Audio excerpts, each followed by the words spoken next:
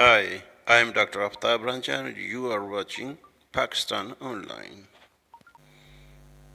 India has become a dangerous country for religious and social minorities during the second stint of Prime Minister Narendra Modi. All the minority groups are vulnerable to violence by various extremist Hindu organizations such as Rashtriya Sevak Sangh, Bajrang Dal and others. The fascist Indian government is also a threat to regional and international peace.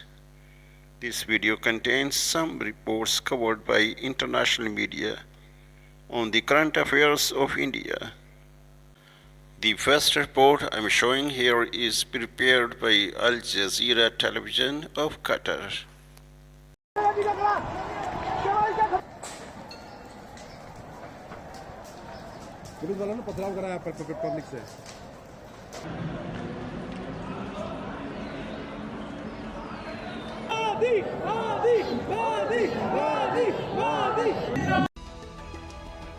Marching for freedom, thousands of India's Dalits protest against the caste system. They complain of oppression and marginalisation. Just how deep-rooted is the caste system in Indian society?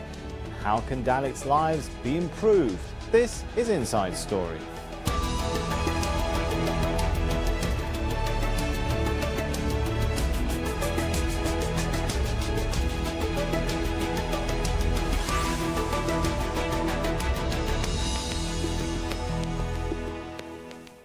Hello and welcome to the show. I'm Sami Zaidan. On Mondian independence, but millions of Indian citizens say they're not free.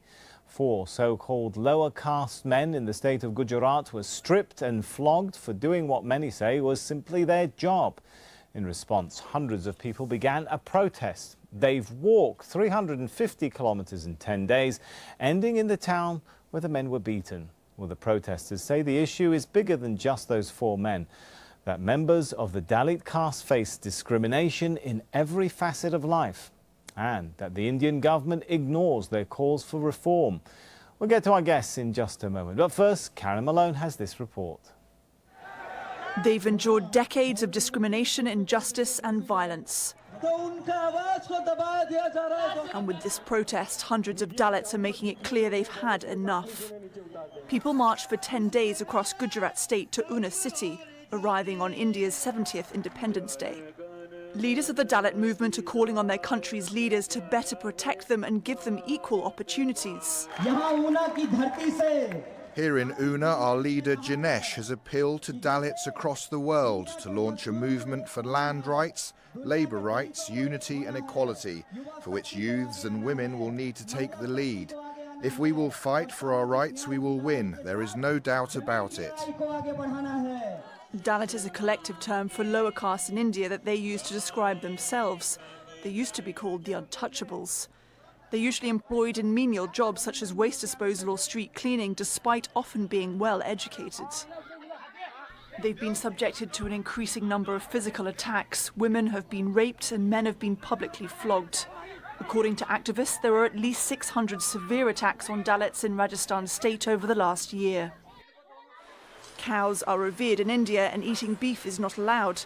But vigilante groups have been attacking Dalits for supposedly killing cows and trading their parts, even though there's no proof or judicial process. Police is complicit. The police does not act. These people bring in television crews, the police accompany them, but they would not stop them as they are filmed flogging and beating up and sometimes killing Dalits. So there is this impunity which must end. The situation has got so bad that some Dalits have committed suicide to draw attention to their cause. Rohit Vermulla, a PhD candidate at Hyderabad University, killed himself in January. His mother Radhika was part of the rally. Dalits have had enough of mourning the people they've lost and are demanding a better life, free from violence and oppression. Caroline Malone, Al Jazeera.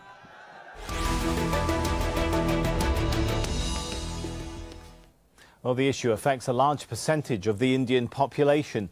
There are an estimated 160 million Dalits living in India. That's about a sixth of the country. For generations, they were known as untouchables and considered to be the lowest ranking people in the Hindu caste system. The 3,000-year-old system divides Indian society into thousands of groups, and it has historically been a defining factor when it came to jobs and educational opportunities. The Indian constitution has banned caste discrimination since 1949. It includes quotas for government jobs and schools to level the playing field. But lower castes say they still face discrimination and attacks regularly. Let's bring in our guest to the show now. We have joining us from New Delhi, Vivek Kumar, sociologist and professor at Jawaharlal Nehru University. In Leicester, Gurhapal Singh, professor in interreligious relations and development at SOAS University of London.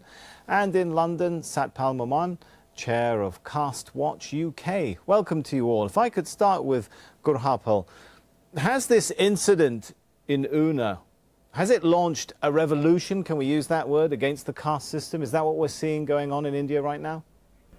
Well, it's perhaps a bit premature at this stage to say a revolution is coming.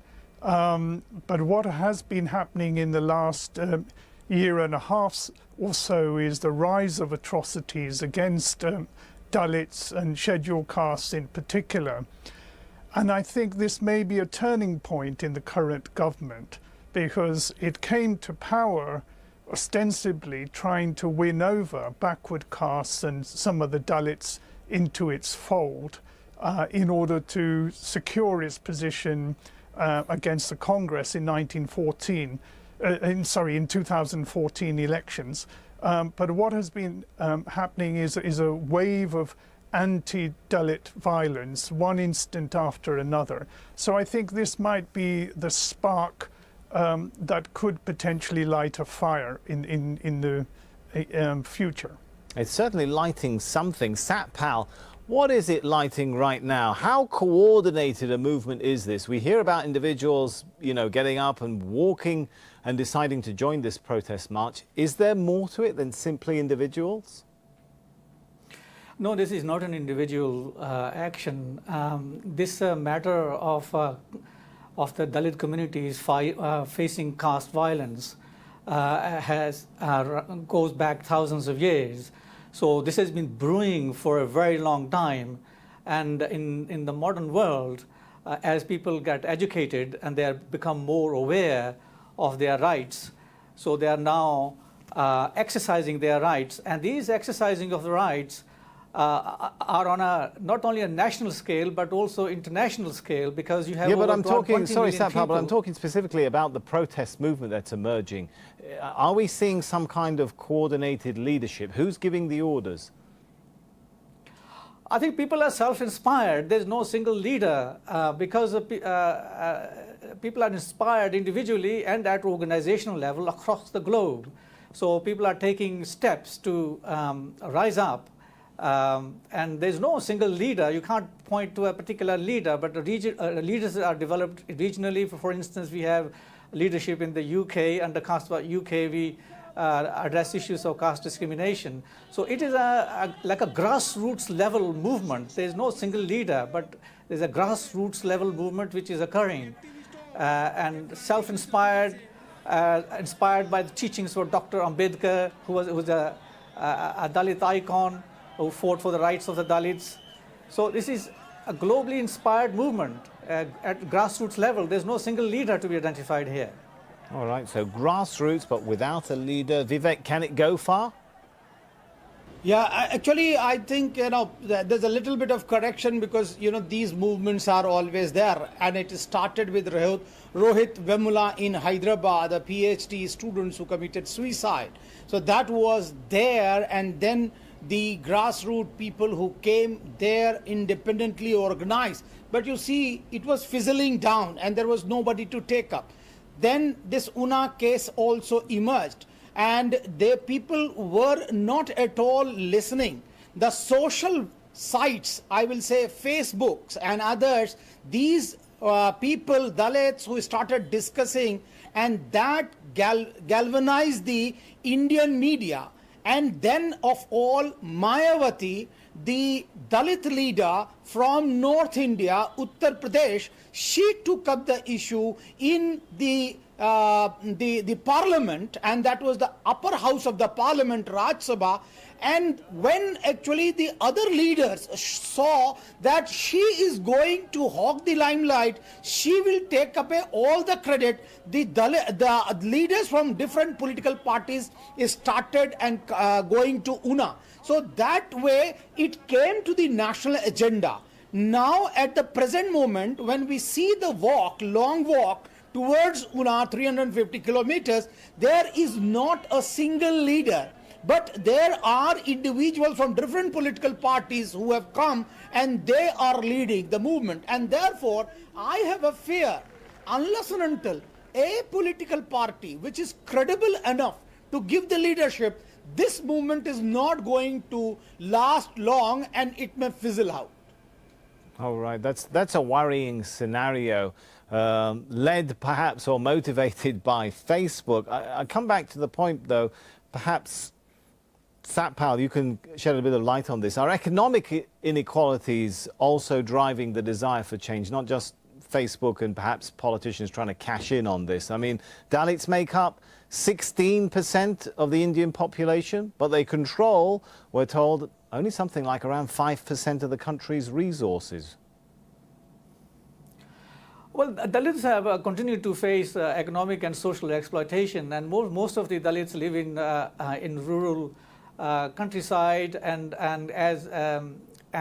therefore they are particularly victimized.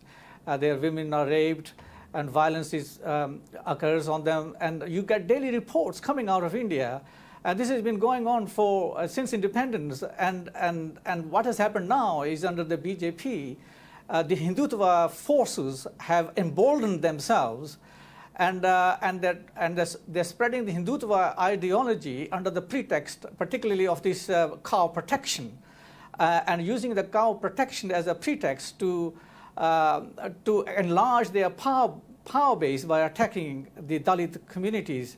And this is happening across the country, and only rare cases like the case in Una will get highlighted, which is pretty gruesome. But there are rapes and atrocities committed on the Dalits daily, and they're, as I said, they're economically exploited, socially exploited. And what needs to happen is the government needs to take notice and do something for the protection of the Dalits.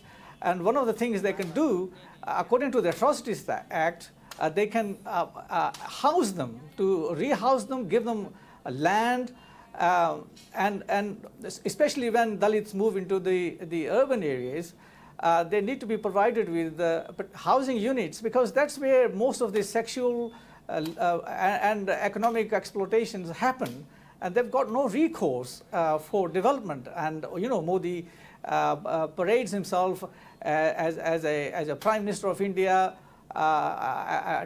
following the development agenda. Well, the question is, development for who? You see, he's very closely allied with the corporate sector, like the Ambanis and the Adanis. He flies around the globe in an aeroplane and belonging to the Ambani, and he's got very close links with the corporate sector. And when he's talking about development, he's talking about the development of the corporate sector. Right, he needs to think about perhaps some of the other castes as well. All right. Guru, all right, perhaps we'll take it now to Vivek. I mean, to what extent, you said that this is really a leaderless movement. You're worried it might fizzle out. What is it that, at this point, I mean, does the movement have any coordinated demands? What is it that those protesting want? What sort of change do they want to see? No, there is an immediate demand as far as Gujarat is concerned. Dalits, they are demanding, because even in Una there are 52 families and only 2 may be having land. So there is landlessness all about. The people there, the manual scavengers have not been paid properly. They are not even given minimum wages. But what at the national level, there is a process of alienation which Dalits are facing, and ex-untouchables, as we say. 180 million people, they are not having their self-representation as far as the national level is concerned, whether it is judiciary whether it is bureaucracy, whether it is polity, whether it is industry, university, or civil society, NGOs, or media. You don't need a very in-depth analysis. Just see the composition of these 7 modern institutions which go into the making of a nation. Judiciary, bureaucracy, polity, university, industry. There is no representation as far as Dalits are concerned. You know, 1 or 2 may be represented here and there, and therefore Dalits are not able to go and lodge any complaint to anyone at the highest level. Okay, but hang on. Let me jump in here. And that alienation is. Let me jump in here, Satpal. Let me bring in Gurharpal into the discussion. The Gujarat government, for example, does have policies to advance what they call the scheduled castes into higher positions. I mean, with some government supposedly proactive policies and action, why do Dalits still continue to suffer? I mean, what is going wrong at the policy level? I think there are a number of issues here which need to be addressed. Firstly, going back to an earlier point about this movement, I think we do need to recognize that Dalits are not politically voiceless. There are a number of regional governments in Dalit regional governments in India, and Dalit parties have emerged which have made a major contribution to the transformation in the condition of Dalits in India. And the second point one should emphasize is there is reservation for Dalits, particularly scheduled castes and scheduled tribes, in education and in employment. Two of the critical areas in which social life and change can be brought about. And this is generic throughout Indian states. And some Indian states, for example in the south, quotas are not fulfilled at all. Extend reservation. Oh, okay, I think Satpal's point is... I think to be fair... Reservations are on papers as such. Okay, go ahead, I think to be fair, we'll give if we Satpal look at the data, if we look at the data, there has been a change since independence. It's not been a significant enough a change to bring and uplift the whole of the Dalit community in India, but nonetheless, it would be unfair to say that Dalits are completely unrepresented in Indian public life. Come on, Guru Harpal. No. Be a sociologist or be an academician. You cannot say that. You have to understand and measure changes. You cannot say that there's a change. Change is always a law of nature. So what change you are talking about? Can you tell me one Dalit in judiciary at the highest level? Can you tell me one secretary at the highest level? Can you tell me one minister who can dictate any policies to the Dalits? There is a Dalit minister who out of 18% of the population, there are 10 Brahmin ministers who can monopolize the power. All right, let's give Gurharpal a chance to come back in on that one. I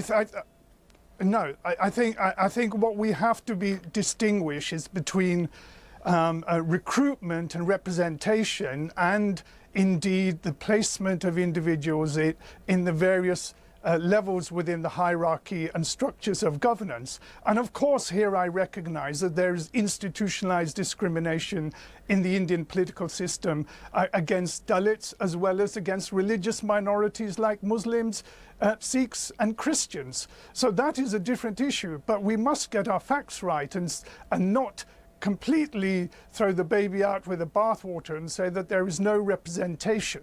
I mean, that is quite absurd. Now, going on to the other issue, I think one important point has been missed, namely that in the last decade there's been a real boom in the Indian economy, and the main communities that have missed out in this boom are those at the lower rung of the social ladder, the lower caste groups.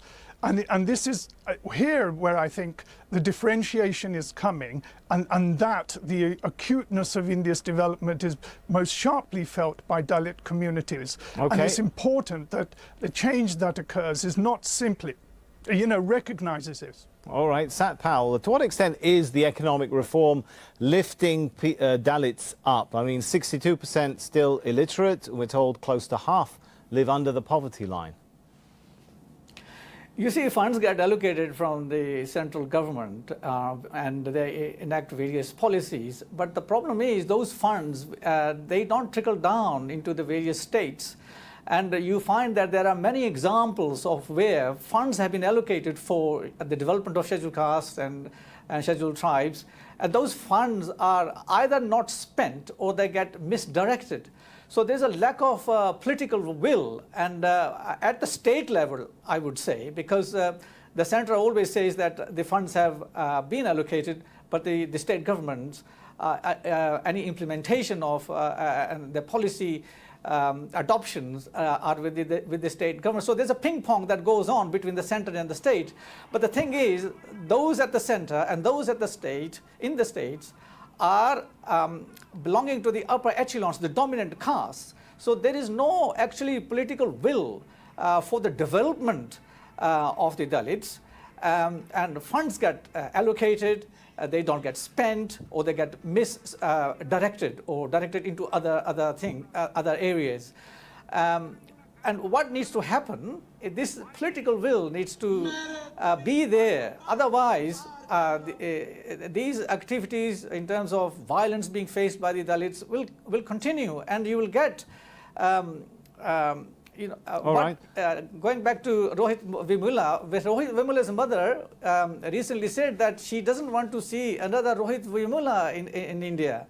And because look what happened to him. And you see, there's an ongoing harassment, bullying going on all the time, and atrocities. So something has to happen.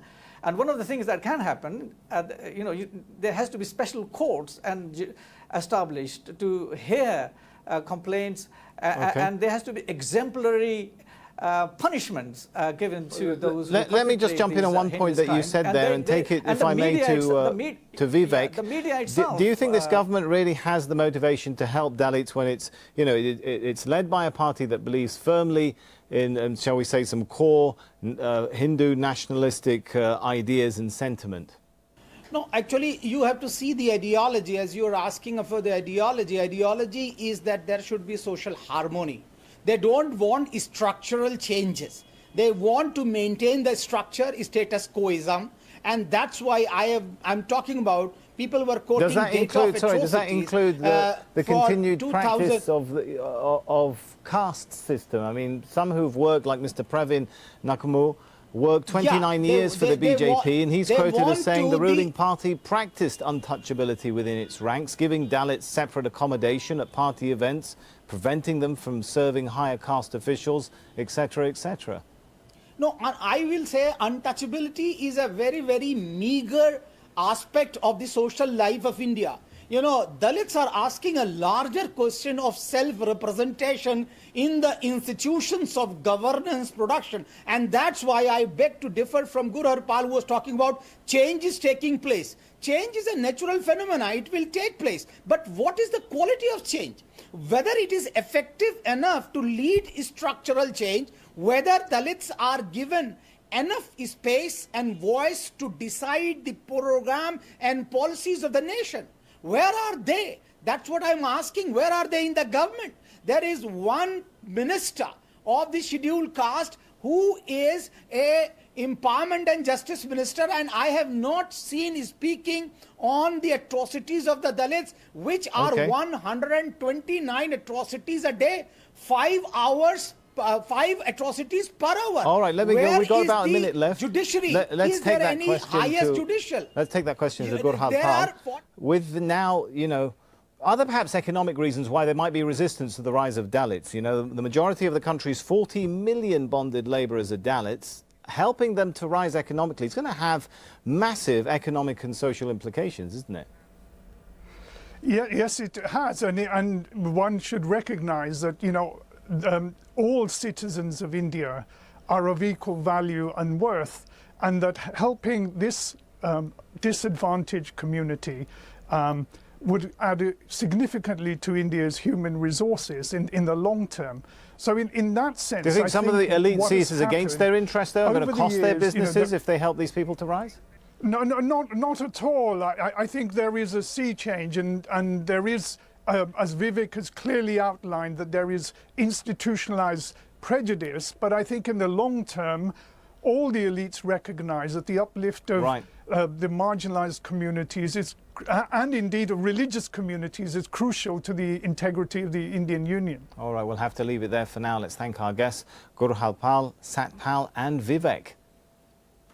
And thank you for watching. You can see the show anytime again by visiting our website, aljazeera.com. My next story is covered by the Voice of America. facebook.com/AJ Inside Story. You can also join the conversation on Twitter. Our handle there is @AJ Inside Story. From me, Sami Zaidan, and the whole team here for now, it's goodbye.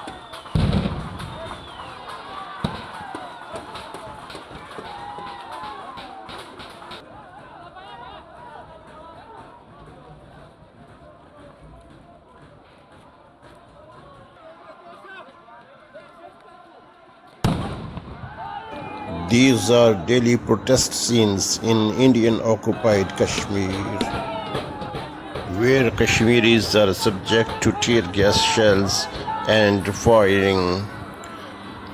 They are being blinded by pellet guns. Thousands of Kashmiri children, young students are blinded by indiscriminate firing by pellet guns. But the bird is silent. The bird is absolutely silent. And this will lead to somewhere the world will know later. RSS ਦੇ ਕੁਝ ਸੱਜਣਾਂ ਦੇ ਵੱਲੋਂ ਇੱਕ rally ਕੱਢੀ ਜਾਣੀ ਹੈ ਜਿਸ ਦਾ ਨਾਂ ਸੀ ਲਲਕਾਰ ਰੈਲੀ। ਉਸ ਰੈਲੀ ਦੇ ਚੱਲਦੇ ਹੋਏ ਅੱਜ ਪੰਜਾਬ ਦੇ ਵਿੱਚ ਬਿਆਸ ਦਰਿਆ ਦੇ ਕੰਢੇ ਦੇ ਉੱਤੇ ਸਿੰਘਾਂ ਨੇ ਵੀ ਆਪਣੇ ਮੋਰਚੇ ਕੱਸੇ ਸਨ ਤੇ ਉਹਨਾਂ ਕਿ ਰੈਲੀ ਨੂੰ ਅੰਮ੍ਰਿਤਸਰ ਦੇ ਵਿੱਚ ਦਾਖਲ ਨਹੀਂ ਹੋਣ ਦੇਵਾਂਗੇ, ਬਾਰ-ਬਾਰ ਹੀ ਉਸ ਨੂੰ ਅਸੀਂ ਰੋਕਾਂਗੇ। ਤੇ ਦੇਖਦੇ ਹਾਂ ਕਿ ਪੰਜਾਬ ਦੇ ਵੀ ਮਾਹੌਲ ਬਣਿਆ ਹੋਇਆ। ਇਸ ਵੇਲੇ ਸਾਡੇ ਨਾਲ ਸਿੱਖ ਚੈਨਲ ਦੇ ਰਿਪੋਰਟਰ ਸਰਦਾਰ ਅਮਰਜੀਤ ਸਿੰਘ ਢਿੱਲੋਂ ਸਾਹਿਬ ਜਿਹੜੇ ਕਿ ਉਸੇ ਮੌਕੇ ਵਾਰਦਾਤ ਤੇ ਪਹੁੰਚੇ ਹੋਏ ਨੇ। ਕੀ ਮਾਹੌਲ ਹੈ ਥੋੜੀ ਜੀ ਲੈਂਦੇ ਉਹਨਾਂ ਤੋਂ ਜਾਣਕਾਰੀ। ਵੀਰ ਜੀ ਵਾਹਿਗੁਰੂ ਜੀ ਕਾ ਖਾਲਸਾ ਵਾਹਿਗੁਰੂ ਜੀ ਕੀ ਫਤਿਹ। ਹਾਂਜੀ ਭਾਈ ਸਾਹਿਬ ਜੀ ਵਾਹਿਗੁਰੂ ਜੀ ਕਾ ਖਾਲਸਾ ਵਾਹਿਗੁਰੂ ਜੀ ਕੀ ਫਤਿਹ ਜੀ। ਸਰਦਾਰ ਅਮਰਜੀਤ ਸਿੰਘ ਜੀ ਤੁਸੀਂ ਇਸ ਵੇਲੇ ਮੌਕੇ ਤੇ ਮੌਜੂਦ ਹੋ, ਇਸ ਵੇਲੇ ਜਿੱਥੇ ਘਟਨਾਕ੍ਰਮ ਵਾਪਰ ਰਿਹਾ ਤੁਸੀਂ ਉੱਥੇ ਪਹੁੰਚੇ ਹੋਏ ਹੋ। ਕੀ ਮਾਹੌਲ ਹੈ? ਲਲਕਾਰ ਰੈਲੀ ਪਹੁੰਚੀ ਹੈ, ਕਦੋਂ ਪਹੁੰਚ ਰਹੀ ਹੈ, ਨਹੀਂ ਪਹੁੰਚੀ, ਇਸ ਦੇ ਬਾਰੇ ਥੋੜੇ ਜਿਹੇ ਸਾਨੂੰ ਖੁੱਲ ਕੇ ਗੱਲ ਕਰੋ। ਮੈਨੂੰ ਲੱਗਦਾ ਕਿ ਕੋਲ ਡ੍ਰੌਪ ਹੋ ਗਈ ਕਿਉਂਕਿ ਅੱਜ ਉੱਥੇ ਬਹੁਤ ਭਾਰੀ ਮਾਤਰਾ ਦੇ ਵਿੱਚ ਸੰਗਤਾਂ ਦਾ ਇਕੱਠ ਹੋਇਆ ਕਿ ਕਈ ਵਾਰੀ ਇਦਾਂ ਦੇ ਇਕੱਠ ਦੇ ਵਿੱਚ ਜਿਹੜੀ ਆ ਕਿ ਨੈਟਵਰਕ ਦੀ ਥੋੜੀ ਜਿਹੀ ਪ੍ਰੋਬਲਮ ਪੈ ਜਾਂਦੀ ਹੈ। ਪਰ ਦੱਸ ਜਾਈਏ ਕਿ ਜਿਹੜੀ ਸਵੇਰ ਤੋਂ ਲੈ ਕੇ ਹੁਣ ਤੱਕ ਸਾਡੀ ਸਰਦਾਰ ਅਮਰਜੀਤ ਸਿੰਘ ਢਿੱਲੋਂ ਸਾਹਿਬ ਦੇ ਨਾਲ ਗੱਲਬਾਤ ਹੋਈ ਹੈ। ਉਹਨਾਂ ਨੇ ਆਪਣੀ ਰਿਪੋਰਟ ਸਾਨੂੰ ਸਮੇਂ-ਸਮੇਂ ਤੇ ਦਿੱਤੀ ਹੈ। ਸਾਨੂੰ ਕੁਝ ਉਹਨਾਂ ਨੇ ਜਿਹੜੀ ਆ ਕਿ ਡੀ ਲਾਈਵ ਲਿੰਕ ਵੀ ਉੱਥੋਂ ਭੇਜ ਦਿੱਤਾ ਹੋਇਆ ਜਿਹੜਾ ਕਿ ਅਸੀਂ ਹੁਣ ਸੰਗਤਾਂ ਦੇ ਨਾਲ ਸਿੱਧਾ 10 ਵਜੇ ਤੋਂ ਲੈ ਕੇ ਜਿਹੜਾ ਹੁਣ ਸ਼ੁਰੂ ਹੋ ਚੁੱਕਾ ਹੈ ਤੇ 11:30 ਵਜੇ ਤੱਕ ਤੁਹਾਨੂੰ ਇਹ ਖਬਰ ਸਾਰੀ ਦਿਖਾਵਾਂਗੇ ਕਿ ਇਸ ਵੇਲੇ ਉੱਥੇ ਪੰਥ ਦੀਆਂ ਜਿਹੜੀਆਂ ਸਿਰਮੌਰ ਜਥੇਬੰਦੀਆਂ ਤੇ ਜਿਹੜੇ ਸਾਡੀਆਂ ਸ਼ਖਸੀਅਤਾਂ ਨੇ ਉੱਥੇ ਪਹੁੰਚ ਚੁੱਕੀਆਂ ਨੇ। ਇਸ ਵੇਲੇ ਜਿਹੜਾ ਮਾਹੌਲ ਉੱਥੇ ਸਿਰਜਿਆ ਹੋਇਆ ਉਸ ਦੇ ਨਾਲ ਚੱਲਦੀ ਪਈ ਹੈ ਗੱਲਬਾਤ। ਸੋ ਗੱਲ ਕਰਦੇ ਹਾਂ। ਇਸ ਵੇਲੇ ਅਮਰਜੀਤ ਸਿੰਘ ਜੀ ਲਾਈਨ ਤੇ ਜੁੜ ਚੁੱਕੇ ਨੇ। ਵੀਰ ਜੀ ਵਾਹਿਗੁਰੂ ਜੀ ਕਾ ਖਾਲਸਾ ਵਾਹਿਗੁਰੂ ਜੀ ਕੀ ਫਤਿਹ। ਹਾਂਜੀ ਭਾਈ ਸਾਹਿਬ ਜੀ ਵਾਹਿਗੁਰੂ ਜੀ ਕਾ ਖਾਲਸਾ ਵਾਹਿਗੁਰੂ ਜੀ ਕੀ ਫਤਿਹ ਜੀ। ਸੋ ਢਿੱਲੋਂ ਸਾਹਿਬ ਸਮਾਂ ਬੜਾ ਸੀਮਤ ਹੈ ਤੇ ਪਲੀਜ਼ ਤੁਸੀਂ ਦੱਸੋ ਕਿ ਇਸ ਵੇਲੇ ਮਾਹੌਲ ਕੀ ਉੱਥੇ ਇਸ ਟਾਈਮ ਮਾਹੌਲ ਕੀ ਹੈ? ਤੇ ਭਾਈ ਸਾਹਿਬ ਜਿਹੜਾ ਸਵੇਰ ਤੋਂ ਇੱਥੇ ਜਿਹੜਾ ਮਾਹੌਲ ਸੀਗਾ ਬਹੁਤ ਜ਼ਿਆਦਾ ਗਰਮ ਸੀ। ਬਹੁਤ ਜ਼ਿਆਦਾ ਤਾਦਾਦ ਵਿੱਚ ਜਿਹੜੇ ਸਿੱਖ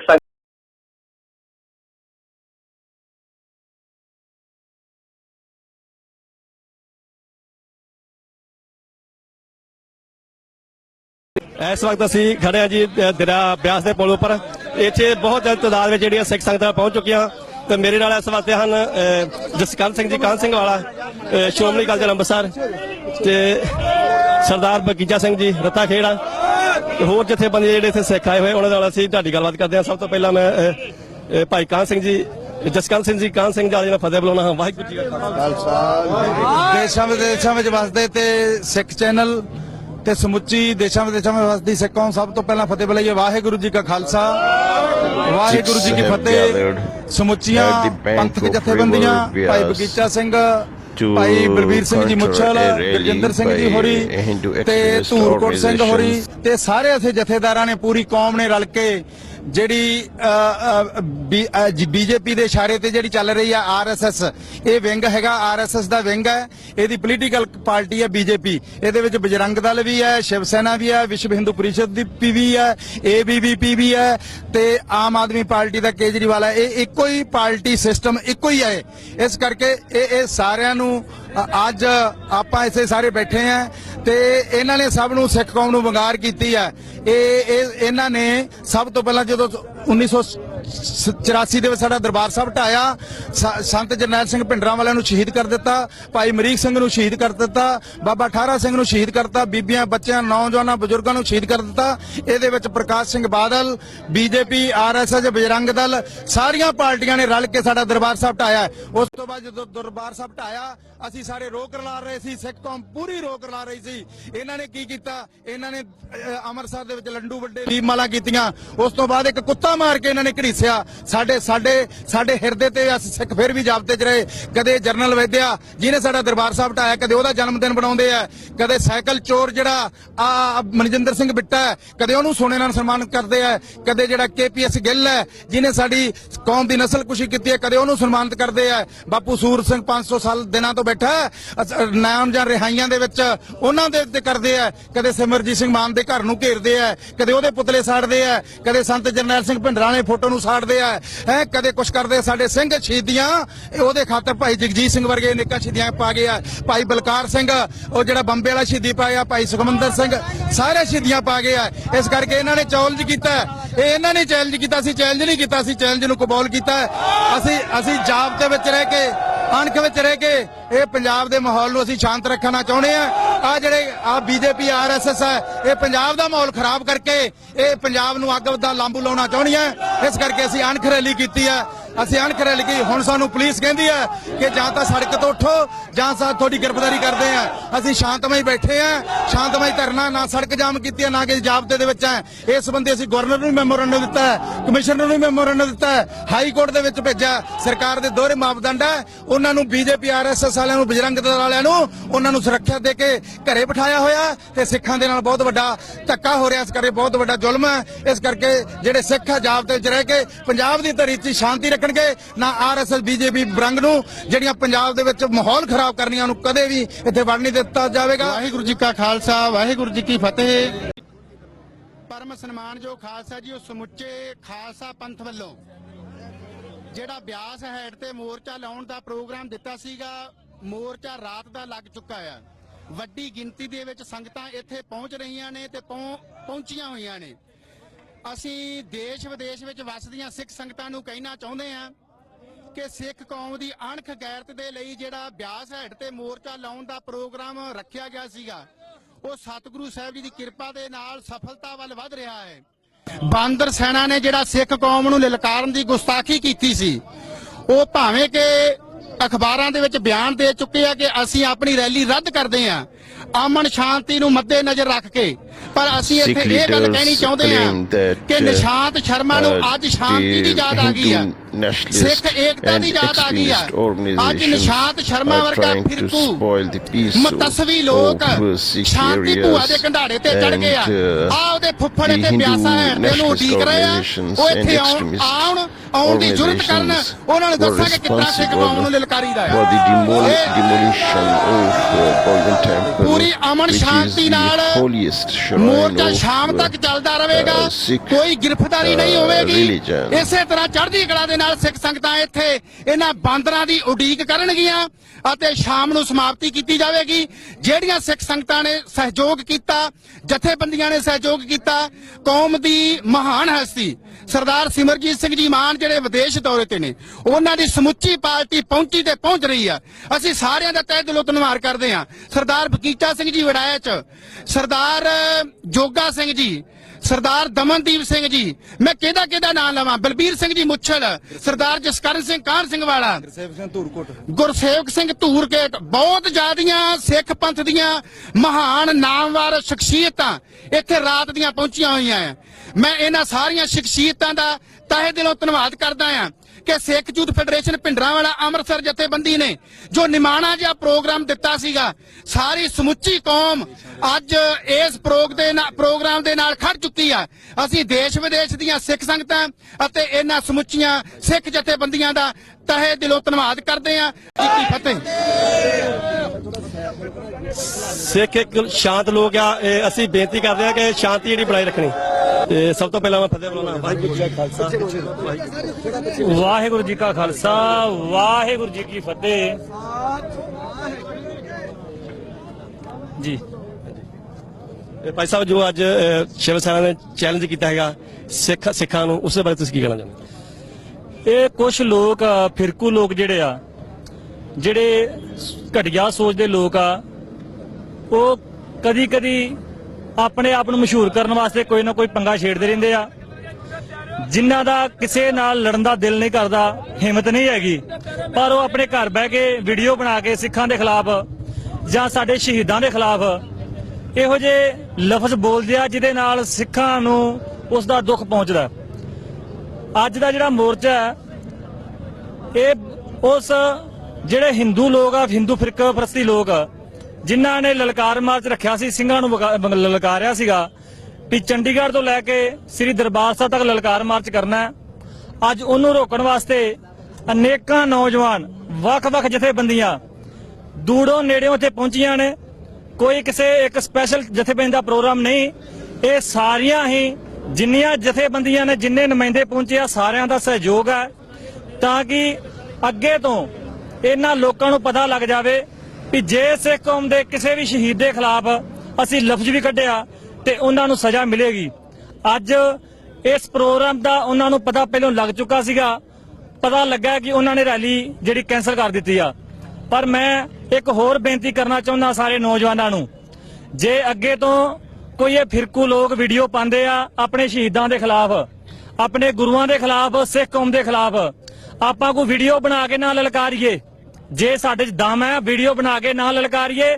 ਉਹਨਾਂ ਨੂੰ ਘਰ ਜਾ ਕੇ ਕਿਸ ਤਰ੍ਹਾਂ ਮਰਜ਼ੀ ਪਿਆਰ ਨਾਲ, ਸਤਿਕਾਰ ਨਾਲ ਜਾਂ ਦੂਜੀ ਤਰ੍ਹਾਂ ਉਹਨਾਂ ਨੂੰ ਉਸ ਤਰ੍ਹਾਂ ਸਮਝਾ ਸਕਦੇ ਹੋ। ਜੇ ਅਸੀਂ ਆਪਾਂ ਜਿਵੇਂ ਉਹ ਵੀਡੀਓ ਪਾਉਂਦੇ ਆ ਉਸ ਤਰ੍ਹਾਂ ਇਹ ਵੀਡੀਓ ਪਾਤੀਆਂ ਤੇ ਆਪਾਂ ਸੰਗਤਾਂ ਨੂੰ ਗੁੰਮਰਾਹ ਕਰਨ ਵਾਲਾ ਕੰਮ ਕਰਦੇ ਆ, ਇਹਦੇ ਵਿੱਚ ਕੋਈ ਸਿਆਣਪ ਨਹੀਂ। ਜੇ ਲੋਕਾਂ ਨੂੰ ਇਸ ਤਰ੍ਹਾਂ ਰੋਡਾਂ ਤੇ ਲਿਆਉਣਾ, ਇਹ ਕੋਈ ਸਿਆਣਪ ਨਹੀਂ। ਸਾਨੂੰ ਦੁੱਖ ਹੈ ਕਿ ਸਾਡੇ ਸਿੱਖਾਂ ਦੇ ਖਿਲਾਫ, ਸਾਡੇ ਸੰਤਾਂ ਦੇ ਖਿਲਾਫ, ਸਾਡੇ ਸ਼ਹੀਦਾਂ ਦੇ ਖਿਲਾਫ ਕੋਈ ਬੋਲਿਆ, ਉਹਨੂੰ ਆਪਾਂ ਜਾ ਕੇ, ਆਪਾਂ ਨੂੰ ਕਿਹੜਾ ਉਹਨਾਂ ਦੇ ਘਰਾਂ ਦਾ ਪਤਾ ਨਹੀਂ, ਉਹ ਕੋਈ ਬਾਹਰ ਨਹੀਂ ਵਸਦੇ, ਉਹ ਪੰਜਾਬ 'ਚ ਹੀ ਵਸਦੇ ਆ, ਆਪਣੇ ਸ਼ਹਿਰਾਂ 'ਚ ਵਸਦੇ ਆ। ਥੋੜੇ ਦਿਨ ਪਹਿਲਾਂ ਇੱਕ ਜਿਹੜਾ ਹਿੰਦੂ ਐਸੋਸੀਏਸ਼ਨ ਦਾ ਪ੍ਰਧਾਨ ਹੈ, ਉਹਦੇ ਘਰ ਦੇ ਬਾਹਰ ਸੰਤਾਂ ਦੀ ਫੋਟੋ ਲਾਈ ਗਈ। ਕਿੱਡਾ ਵਧੀਆ ਕਦਮ ਸੀਗਾ। ਇਹੋ ਜਿਹੇ ਕਦਮ ਅਸੀਂ ਉਠਾਈਏ ਤਾਂ ਕਿ ਉਹਨਾਂ ਦੇ ਨੱਕ 'ਚ ਦਮ ਕਰ ਦਈਏ ਆਪਾਂ। ਪਰ ਆ ਕੀ ਹੋਇਆ, ਉਹ ਤੇ ਵੀਡੀਓ ਬਣਾ ਕੇ ਘਰ ਬਹਿ ਗਏ, ਅਸੀਂ ਰੋਡਾਂ ਤੇ ਬਹਿ ਗਏ। ਇਹ ਕੋਈ ਬਹੁਤੀ ਸਿਆਣਪ ਵਾਲੀ ਗੱਲ ਨਹੀਂ। ਅੱਜ ਦਾ ਜਿਹੜਾ ਸਮਾਗਮ ਹੈ, ਅੱਜ ਦਾ ਜਿਹੜਾ ਧਰਨਾ ਹੈ, ਅੱਜ ਦਾ ਜਿਹੜਾ ਰੈਲੀ ਨੂੰ ਰੋਕਣ ਦਾ ਪ੍ਰੋਗਰਾਮ ਸੀ, ਇੱਕ ਅਣਖ ਦੀ ਰੈਲੀ ਹੋ ਗਈ ਸੀ ਵੀ ਜੇ ਉਹ ਲੰਘ ਗਏ ਤੇ ਸਿੱਖਾਂ ਵਾਸਤੇ ਬੜੀ ਨਿਮਾਣੀ ਮਾੜੀ ਗੱਲ ਹੋਣੀ ਹੈ, ਕਿਉਂਕਿ ਸਾਡੇ ਸਿੰਘਾਂ ਨੇ ਵੀ ਉਹਨਾਂ ਨੂੰ ਮੰਗਾਰਤਾ ਸੀ। ਪਰ ਮੈਂ ਅੱਗੇ ਤੋਂ ਬੇਨਤੀ ਕਰਦਾ, ਸਾਰੀਆਂ ਜਥੇਬੰਦੀਆਂ, 5-7 ਜਥੇਬੰਦੀਆਂ ਨੁਮਾਇੰਦੇ ਇਕੱਠੇ ਹੋ ਕੇ ਫਿਰ ਪ੍ਰੋਗਰਾਮ ਦਿਆ ਕਰਨ ਤਾਂ ਕਿ ਸਾਰੀਆਂ ਜਥੇਬੰਦੀਆਂ ਦੀ ਸਲਾਹ ਦੇ ਨਾਲ ਸਿੰਘਾਂ ਨੂੰ, ਸਿੱਖਾਂ ਨੂੰ ਪ੍ਰੋਗਰਾਮ ਦਿੱਤਾ ਜਾਏ ਤਾਂ ਕਿ ਨੌਜਵਾਨ ਇਸ ਤਰ੍ਹਾਂ ਖੱਜਲ ਖਰਾਬ ਨਾ ਹੋਣ। ਤੇ ਅਸੀਂ ਹੋਰ ਇੱਥੇ ਇੱਕ ਪ੍ਰੋਗਰਾਮ ਬਣਾਇਆ, ਜਿਹੜੀਆਂ ਜਥੇਬੰਦੀਆਂ ਆਈਆਂ ਨੇ ਵੀ ਜਲਦੀ ਹੀ ਜਿਹੜੀਆਂ ਛੋਟੀਆਂ ਜਥੇਬੰਦੀਆਂ ਜੋ ਕੰਮ ਕਰ ਰਹੀਆਂ ਨੇ ਕੌਮ ਵਾਸਤੇ ਦਿਨ ਰਾਤ, ਉਹ ਭੰਗ ਕਰਕੇ ਇੱਕ ਵਧੀਆ ਪੈਨਲ ਬਣਾਉਣਗੇ ਤਾਂ ਕਿ ਜਿਹੜਾ ਸਿੰਘ ਸਾਹਿਬ ਜਿਹੇ ਸਰਦਾਰ ਜਹੇਦਾਰ ਜਗਤਾਰ ਸਿੰਘ ਜੀ ਹਵਾਰਾ, ਉਹਨਾਂ ਦੇ ਕਹਿਣ ਤੇ ਸਾਰੀ ਜਥੇਬੰਦੀ ਚੱਲੇਗੀ। ਇਹ ਅਸੀਂ ਥੋੜੇ ਦਿਨਾਂ ਦੇ ਵਿੱਚ ਇਹ ਜਥੇਬੰਦੀਆਂ ਨੇ ਮੀਟਿੰਗ ਕਰਕੇ ਐਲਾਨ ਕਰ ਦੇਣਾ ਤਾਂ ਕਿ ਕੋਈ ਵੀ ਪ੍ਰੋਗਰਾਮ ਹੋਏ ਉਹ ਸਿਰਫ ਜਹੇਦਾਰ ਦੇ ਅਗਵਾਈ ਤੋਂ ਬਿਨਾ, ਉਹਨਾਂ ਦੇ ਕਹਿਣ ਤੋਂ ਬਿਨਾ ਕੋਈ ਵੀ ਪ੍ਰੋਗਰਾਮ ਨਾ ਦਿੱਤਾ ਜਾਏ। ਤੇ ਬਿਲਕੁਲ ਕਿਸੇ ਨੂੰ ਵੀ ਹਰੇਕ ਜਿਵੇਂ ਜਿਹੜਾ ਖੇੜਾ ਜਾ ਕੇ ਪ੍ਰੋਗਰਾਮ ਦੇ ਦਿੰਦਾ ਉਹ ਤੇ ਠੱਲ ਪਏਗੀ ਤੇ ਨੌਜਵਾਨ ਜਿਹੜੇ ਆ ਉਹਨਾਂ ਨੂੰ ਚੰਗੀ ਸੇਧ ਮਿਲੇਗੀ। ਵਾਹਿਗੁਰੂ ਜੀ ਕਾ ਖਾਲਸਾ, ਵਾਹਿਗੁਰੂ ਜੀ ਕੀ ਫਤਿਹ। Christian News from English Christian Times. Attacks on Christians and their places of worship in India continued to escalate in both numbers and severity in the early months of 2020, with 27 violent incidents reported in March alone. United Christian Forum in India, a Christian organization that advocates on behalf of Christians in India, documented 56 threats against Christians as well as 26 physical assaults between January and March of 2020. According to UCF, these attacks took place in Uttar Pradesh, Chhattisgarh, Tamil Nadu, Odisha, Bihar, Karnataka, Madhya Pradesh, Maharashtra, Telangana, and Goa. In most cases, the attacks were perpetrated by mobs objecting to Christians holding worship services.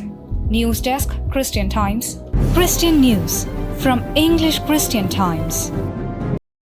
The BBC has uncovered evidence that police in the Indian capital Delhi acted alongside Hindu rioters during a wave of attacks on Muslims last week.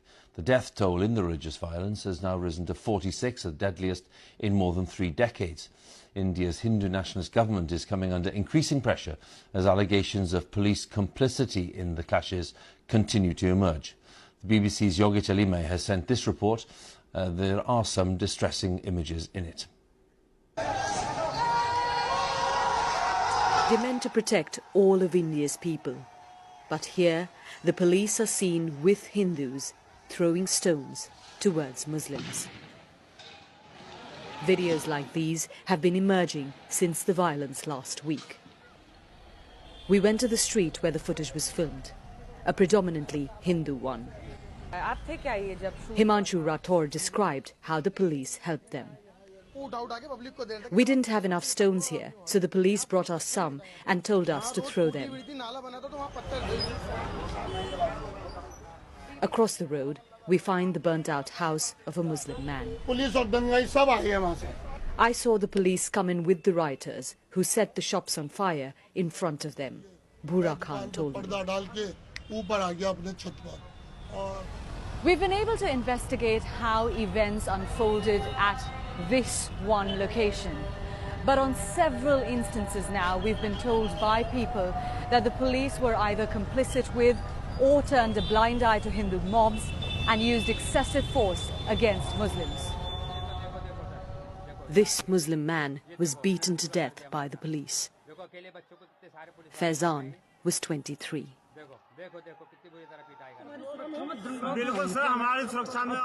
In another video, he's seen lying unconscious with 4 other men. Some of them are forced to sing India's national anthem to prove their patriotism.